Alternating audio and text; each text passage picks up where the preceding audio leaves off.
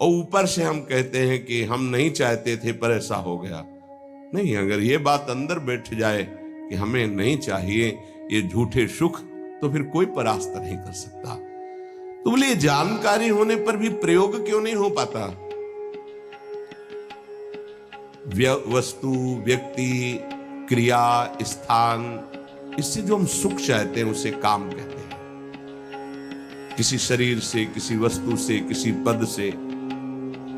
इस काम में शब्द तो एक है पर इसके दोष अनंत हैं। शब्द है काम और अनंत पापाचरण कराने की इसमें सामर्थ्य है। काम में इसमें अनंत विकार भरे हुए हैं। जब तक मनुष्य के भीतर ये बात बनी रहती है कि शरीर भोग से, वस्तु भोग से, पद भोग से हम सुखी हो जाएंगे, तो ये काम पाप ही कराता रहता है।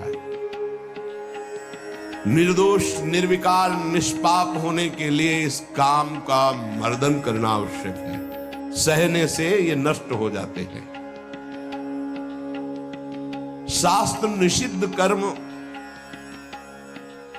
ये काम ही कराता, प्रारब्ध नहीं कराता। प्रारब्ध से शास्त्र निषिद्ध कर्म जो किए उनका फल आता है सुख दुख।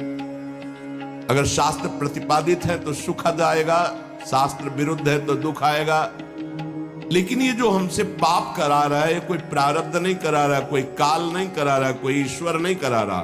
काले कर्म ईश्वरी मिथ्या दोष लगाए, ये हमारी चाहत करा रही, अंदर बैठी है। शरीर के भोगों से सुख मिलता है, ये अंदर घुस के बैठ गया है और यही हमसे पाप करा रहा है। तो जब जानकारी हो गई तो फिर पाप क्यों हो रहे हैं? जब जानकारी हो गई कि ये काम पाप करा रहा है, तो हम इस जानकारी का प्रयोग क्यों नहीं कर पा रहे हैं?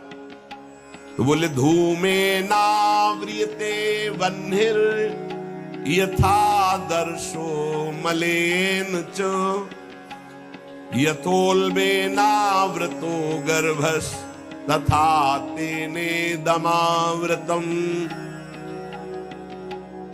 ये ज्ञान ढक गया है हमारा, जो ढका हुआ ज्ञान, ये प्रकाशित, ये काम में नहीं आएगा। जैसे 3 उदाहरण दिए। भगवान कह रहे धुएं से अग्नि ढक गई, मैल से दर्पण ढक गया और झिल्ली से गर्भ ढक गया। अब झिल्ली के अंदर बच्चा है कि बच्ची पता नहीं चलेगा। दर्पण है, हम काले हैं कि गोरे हैं पता नहीं चलेगा, क्योंकि मैल से। धुआं होने के कारण पता नहीं चलेगा कि अग्नि है, पर बहुत जल्दी उसमें अग्नि प्रकाशित की जा सकती। फूंक मारो, अग्नि पैदा हो जाएगी। भगवान ने 3 उदाहरण दिए। उपासक में ये 3 तरह से ज्ञान ढक जाता है, तब काम अपना प्रभाव दिखाता है। 3 इसकी स्थितियां हैं।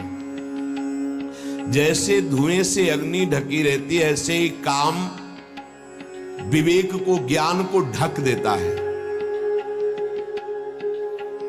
बुद्धि में निर्णय निकल रहा है, ये तो गलत है, नहीं करना चाहिए। सात्विक, राजसिक, तामसिक, ये बुद्धि की 3 प्रवृत्तियां हैं, 3 गुणों के अनुसार। कर्तव्य अकर्तव्य का ठीक ठीक निर्णय करने में समर्थ है सात्विक बुद्धि।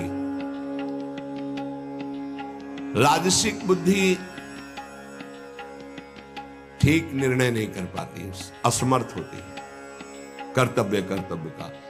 और तामसिक उल्टा ही निर्णय करती है। ठीक निर्णय करने की सामर्थ्य सात्विक बुद्धि में है। अब जीव ही भोग इच्छा प्रकट हुई, धुआं पैदा हो गया। भोगों की न भोगों, पाप तो नहीं बन जाएगा। धुआं है, इसका मतलब अग्नि है, ज्ञान है उसके अंदर। अब अगर उस समय उसको सत्संग मिल जाए, कोई संत की बात चलने लगे, उसका चिंतन वो रोक पावे, तो मानो फूंक मारना है। जैसे धुआं उठ रहा है, 1 2 3 फूंक मारो, आग लग गई, प्रज्वलित हो गया, बच गया। ये पहला बहुत सरल है, बच जाना काम से। धुआं हो जाने पर दिखाई नहीं देता क्या है, क्या ठीक है क्या नहीं ठीक है। पर फूंक मारो तो आग उठी, धुआं खत्म हुआ। ये ज्ञान हो रहा है, बीच बीच में जलन हो रही कि भोगूं कि ना भोगूं, अच्छा है कि नहीं अच्छा है, कहीं पाप तो नहीं हो जाएगा, कहीं गलती तो नहीं हो जाएगी। पर वो धुआं है, नहीं भोग लेते हैं, अवसर मिला है, समय मिला है, भोग ले। ये उस समय उसको चाहिए, तत्काल कोई सहयोगी चाहिए विवेक का। परमार्थिक मार्ग में धुआं पैदा कर देगी। साधक अगर सावधान हुआ तो तत्काल प्रयासरत हो जाता है इस धुएं को हटाने के लिए। फूंक मारने का मतलब कीर्तन शुरू हो गया, वो सत्संग शुरू हो गया, किसी संत के पास तत्काल बैठ गया, उसकी वाणी सुनने लगा, वो धुआं खत्म हुआ। फूंक लगी, आग जली, धुआं खत्म। ठीक निर्णय, नहीं नहीं ऐसा नहीं करना। उत्पत्ति विनाशशील जड़ वस्तुओं में प्रियता, महत्ता, सुंदरता, सुखद रूपता, ये काम पहले पैदा करता है। ये सत्य है, इसमें सुख मिलेगा, इसमें बहुत सुख मिलेगा। अब ये धुआं बढ़ता चला जा रहा है, कैसे सुख मिलेगा? लाखों लोग भोग रहे हैं, कैसे सुख? कैसे तुम मुझे बावरा बना सकते हो? नहीं नहीं, गलत है। ये है धुआं को हटाना, फूंकना। अरे अन्य शरीरों की अपेक्षा है मनुष्य शरीर सर्वश्रेष्ठ है, इसमें विवेक है। हम कैसे ऐसा पशुवत आचरण कर सकते? नहीं, अरे मन नहीं, तेरी सलाह नहीं। अब वो फूंक रहा है, आग पैदा कर रहा है, ज्ञानाग्नि पैदा कर रहा है। पर बहुत प्रवीण साधक नहीं, उससे प्रवीण मन है, वो सुख को सुख मानकर भोगने की लालसा प्रबल होने के कारण वो धुआं नहीं हटा पा रहा, वो उसी में और राग कर रहा है। प्रथम अवस्था में हटा लिया तो हटा लिया, नहीं दूसरी अवस्था में बहुत ही भयानक स्थिति हो जाएगी। ये अवस्था बदलने में देर नहीं लगती, कहने में देर लगी। दूसरी अवस्था हो जाती है दर्पण में ढका हुआ मैल। उसमें तो फूंक केवल मारनी थी कि आग प्रज्वलित हो गई, क्योंकि तैयार एकदम ज्ञान है, पर धुआं जैसा ढक गया, काम ने ढक दिया। जब दूसरी स्थिति आई उसी उपासक की कि इसका प्रायश्चित भी तो हो सकता है, अब वो मल लग गया। जैसे दर्पण में गाढ़ा मल पोत दिया जाए तो बिल्कुल दिखाई नहीं देगा कि हमारा रूप कैसा है। अब बिल्कुल विचार शून्य होता चला जा रहा है।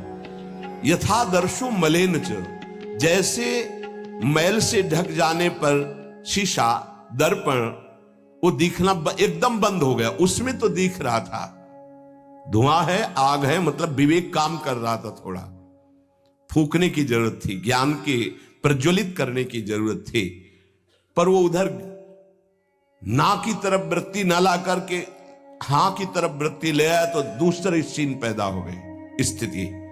जैसे दर्पण में मल ऐसे लगा दो तो बिल्कुल नहीं दिखेगा, और वो बिल्कुल निर्णय नहीं कर पा रहा। सतोगुण में निर्णय करने की क्षमता होती है, रजोगुण में निर्णय करने की क्षमता खत्म हो जाती है और निश्चित हो जाता है कि भोग में सुख है। ऐसी कामना का वेग बढ़ा तो ये भूल गया कि मैं साधक हूं, मेरा कर्तव्य क्या है, मैं अकर्तव्य करने जा रहा हूं, ये भूल गया।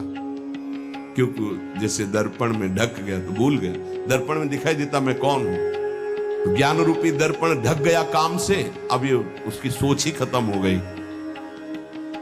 अंतःकरण में इतना महत्व पैदा हो गया कि विकलता हो गई उसके अंदर। अब यही उसके पतन का कारण बन गया। इतना महत्व बढ़ गया कि निर्णय करने की क्षमता खत्म हो रही है कि मैं एक साधक हूं, मैं उपासक हूं, पापाचरण नहीं करना चाहिए। ये किसी का भी हो सकता है। पहली दशा बहुत जल्दी हटा जा सकता है, फूंक मारी हट गया, आग पैदा हुई ज्ञान की, नहीं नहीं।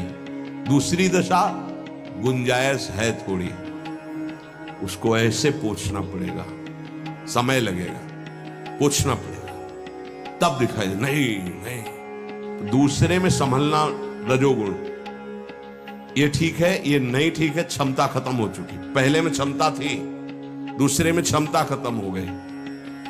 तीसरा यथोल बेना व्रतो गर्भा,